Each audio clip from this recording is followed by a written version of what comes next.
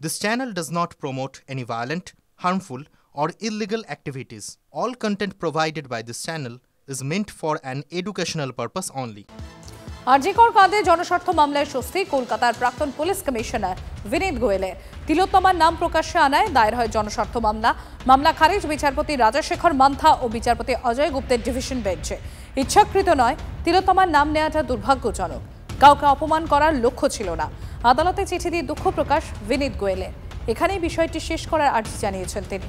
প্রাক্তন সিপির চিঠি সংগ্রহ আদালতে মামলাকারীর আইনজীবী জানান, নিগৃহীতার নাম প্রকাশ্যে এলে শাস্তির কথা বিভিন্ন রায়ে উল্লেখ আছে, তাই প্রাক্তন সিপির চিঠি গ্রহণ করছেন না।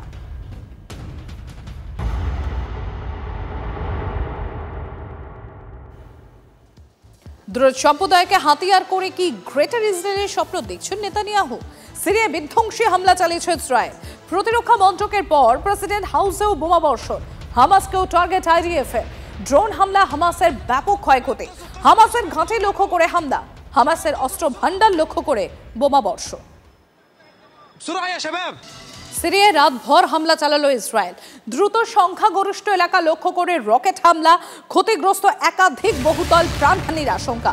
দামাস্কাসেও ফের হামলা চালিয়েছে আইডিএফ। সিরিয়ার এয়ারবেস লক্ষ্য করে বোমাবর্ষণ। প্রতিরক্ষা মন্ত্রকে সরাসরি হামলা চালালো ইসরায়েল। দামাস্কাসে অতর্কিত হানায় গুড়িয়ে গেল সিরিয়ার প্রতিরক্ষা ভবন। পাল্টা হুঙ্কার দিলেন সিরিয়ার অন্তর্বর্তী প্রেসিডেন্ট। আমরা যুদ্ধে ভয় পাই না, দ্রুত সম্প্রদায়ের উপর হামলা বরদাস্ত করা হবে না, হুঙ্কার আহমেদ আল শারার। এদিকে গাজাতেও হামাসের ঘাঁটি লক্ষ্য করে হামলা আইডিএফ এর।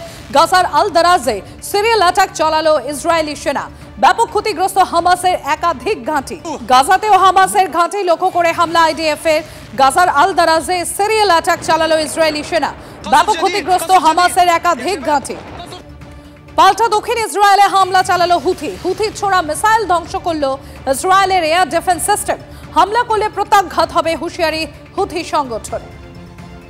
কলেজে ছাত্র সংসদ নির্বাচনে বিজ্ঞপ্তি জারি নিয়ে কি ভাবছে রাজ্য? 2 সপ্তাহের মধ্যে জানাতে নির্দেশ বিচারপতি সৌমেন সেনের। সব শিক্ষা প্রতিষ্ঠানে গভর্নিং বডিকে রাজনৈতিক প্রভাব মুক্ত রাখতে হবে, নির্দেশ বিচারপতি সৌমেন সেনের। গভর্নিং বডিতে বিশিষ্ট শিক্ষাবিদদের রাখার পরামর্শ। যে বিশ্ববিদ্যালয়ে উপাচার্য আছেন সেখানে দ্রুত নির্বাচন প্রক্রিয়া শুরুর নির্দেশ। যেখানে অন্তর্বর্তীকালীন উপাচার্য সেখানে নির্বাচন করা যাবে না, এটা রাজনৈতিক নিয়োগ, আর এই সিদ্ধান্তকে চ্যালেঞ্জ করছি সওয়াল রাজ্যের আইনজীবী কল্যাণ বন্দ্যোপাধ্যায়। এটা আপনি বলতে পারেন না, মন্তব্য বিচারপতি সেনের। রাজ্য নির্বাচনে বিজ্ঞপ্তি জারি করুক, বাকিটা আমরা দেখছি, বলেন বিচারপতি সৌমেন সেন।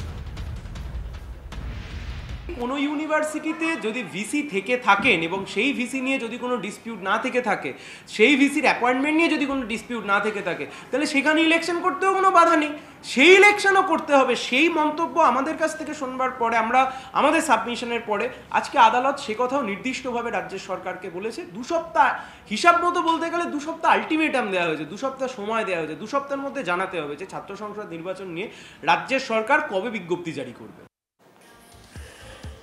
ডেবরা ব্লকের কাঁকড়া গ্রামে বেহাল রাস্তার হাল। সময় মতো চিকিৎসকের কাছে পৌঁছতে না পেরে রোগীর মৃত্যুর অভিযোগ। গত মাসেও চিকিৎসা না পেয়ে 2 জনের মৃত্যু হয়। এবারে শিশুকন্যার মৃত্যুতে ক্ষুব্ধ এলাকাবাসী। স্থানীয় বিজেপি পঞ্চায়েত সদস্য মৃতের বাড়িতে গেলে তাকে গাছে বেঁধে রাখে ক্ষিপ্ত জনতা। পঞ্চায়েত অফিস থেকে কেউ না আসা পর্যন্ত বিজেপি পঞ্চায়েত সদস্যকে ছাড়া হবে না বলেও দাবি ওঠে। এই রাস্তার জন্য বাচ্চাটার জীবন চলে গেল, ওই জন্য আমরা পঞ্চায়েতকে গাছে বেঁধে রেখেছি। পঞ্চায়েতকে দেখতে এসেছিলেন? হ্যাঁ। কতদিন ধরে রাস্তা খারাপ হয়ে পড়ে আছে? অনেক দিন। আমার বিয়ে হয়েছে 17-18 বছর, ওর আগে থেকে দেখতেছি এরকম। এই রাস্তার জন্য চিকিৎসা পাচ্ছে না। যখন ওদের শরীরে অসুবিধা হচ্ছে, আমরা যে নিয়ে যাব, তাহলে কি করে নিয়ে যাবো? এতটা রাস্তা যে এরকম অসুবিধা হয়ে আছে, গাড়ি টাড়ি কিছুই ঢুকেনি। আমরা পায়েও যে হেঁটে যাই, আমাদের 1 হাঁটু কাদা। আমরা অঞ্চল যাব, অঞ্চল চাবিতলা দেবো। আবার আগের বারেও এরকম দুটা মানুষের প্রাণ গেছে, এখনো কিছু মানে স্টেপ নেয়নি। তাহলে কি করব আমরা? বেহাল রাস্তা নিয়ে রাজ্যকে তুলোধনা হাইকোর্টের। তারাতলা বাটানগরের রাস্তা দেখুন, ভয়ঙ্কর খারাপ অবস্থা। পর্যবেক্ষণ বিচারপতি সৌমেন সেনের। তারাতলা বজবজের রাস্তারও বেহাল দশা, জেলার রাস্তার অবস্থাও ভয়াবহ। শতপ্রণোদিত মামলা করব, হুঁশিয়ারি বিচারপতি সৌমেন সেনের। দেখেছেন কখনো অ্যাম্বুলেন্স বা রোগী কিভাবে যায়? রোগীদের কার্যত তুলে নিয়ে যাওয়া হয়। সতর্ক করছে পূর্ত দপ্তর ও জেলা প্রশাসন ব্যবস্থা না নিলে পদক্ষেপ করব, হুঁশিয়ারি বিচারপতি সৌমেন সেনের। নিকাশি ভালো হলে নিচু জায়গাতেও জল জমে না, পর্যবেক্ষণ বিচারপতি।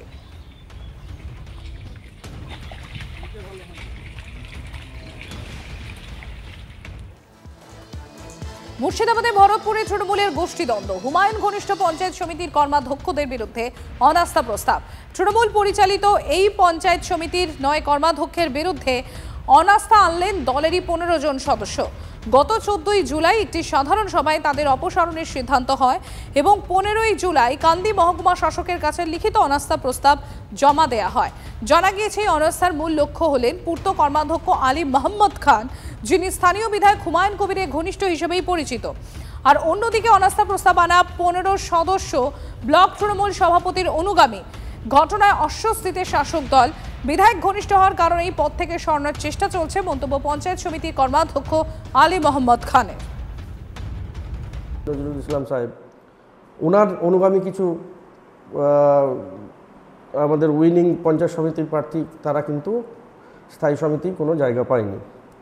এখন আমরা কাজ করছি, আমাদেরকে কংগ্রেস থেকে তৃণমূলে যোগদান করার পরও বিভিন্ন রকম ইস্যু নিয়ে হয়তো জেলা সভাপতির কাছে সেগুলোকে বারংবার একটা খারাপভাবে সেখানে আমাদেরকে দেখানো হতো, যার জন্য জেলা সভাপতি হয়তো তাদের সেই কথা অনুসারে তাদেরকে এই স্থায়ী সমিতি ভরার জন্য হয়তো তিনি সেই সুযোগটা করে দেওয়ার জন্য আজকে তাদেরকে দিয়ে এই স্থায়ী সমিতিটাকে ভাঙার চেষ্টা করছেন বা করেছেন, আবেদন করেছেন।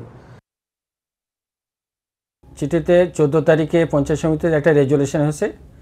সেই রেজলিউশনের পরিপ্রেক্ষিতে আমাদের যে স্থায়ী কমিটি আছে, সেই স্থায়ী কমিটির যে নট স্থায়ী কমিটি, সেই স্থায়ী কমিটির অনাস্থা হবে এবং এই যে চিঠিটা করেছেন আমাদের পঞ্চায়েত সমিতির চেয়ারম্যান, প্রত্যেকটা মেম্বারকে করেছেন, বিডিও এবং এসডিওকে। না, চিঠিতে কোনো এখনো ডেট দেওয়া হয়নি। আমার মনে হয় যে এসডিও চিঠি পাওয়ার পর তিনি ডেট দেবেন, তারপরে আমাদের এখানে অনাস্থাটা হবে তৃণমূলের বিরুদ্ধে তৃণমূল অবস্থান নিয়েছে, আমাদের কংগ্রেসের মেয়র, বিষয়টা কিভাবে দেখছেন? এটা তো আমি ঠিক জানি না, সেটা ওদের দলের ব্যাপার আর আমি একমাত্র কংগ্রেসের মেম্বার আছি আমি এটা ব্যাপারটা আমি বলতে পারবো না। তারা এনেছে আগে নোটিশ হোক, শুনেছি আপনার মতো যখন আমাদের কাছে কোনো চিঠি আসবে অনাস্থার, তখন দলকে জানাবো এবং দল নিশ্চয়ই অনুমোদন করে না এসব। তারপরেও যদি কেউ গায়ের জোর খাটাতে চায়, যেদিন অনাস্থা প্রস্তাব পাস করার জন্য বিডিও অফিসে মিটিং ডাকবে, সেদিন আমি নিজে লোকজন নিয়ে উপস্থিত থেকে তার মোকাবেলা